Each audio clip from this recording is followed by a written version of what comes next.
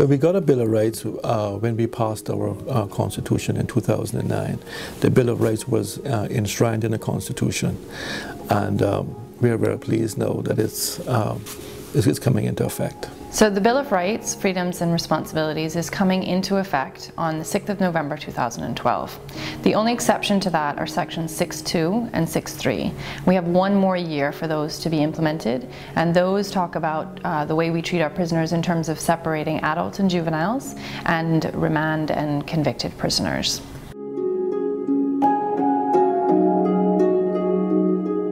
There are several different rights that are coming into force, and they are all different types of rights. We talk about rights in terms of absolute, limited, and qualified rights. So basically what that means is what the right is and how it's applied by the government. In other words, can the government take that right from you under any circumstance? An absolute right would be slavery. We cannot enslave persons under any circumstance, so that's an absolute right.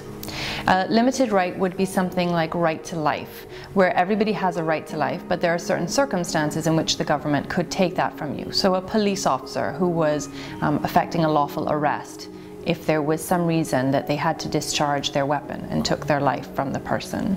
And then there's qualified rights, and those are rights, and there could be a number of those, but essentially what that means is, unlike with the limited right, the qualified right is where the government reserves the right to take it from you. It's very, very broad in the interest of defense or public safety or public order. So for instance, your freedom of expression.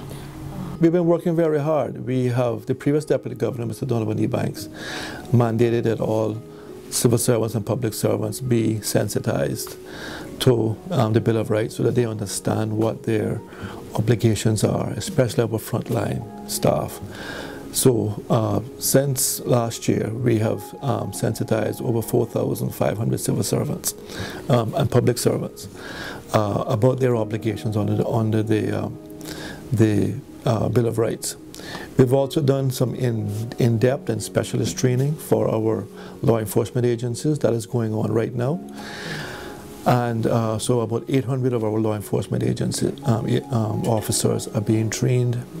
And this training is, like I said, is focused on their obligations in terms of powers of arrest, detention, and other areas that we feel where challenges can come from.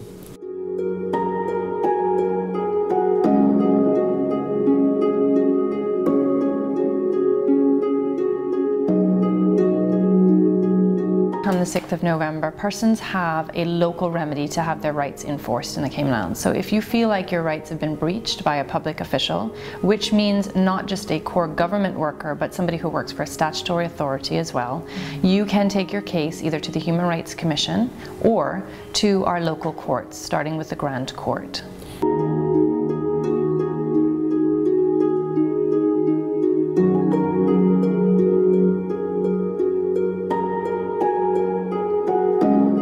I think it'll be a bit more challenging at first until we understand some of the things that we're doing. Will we get this right every single time the first time? Probably not.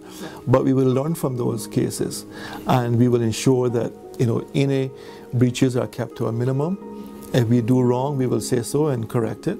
And but I'm confident that we will do a great job in implementing it.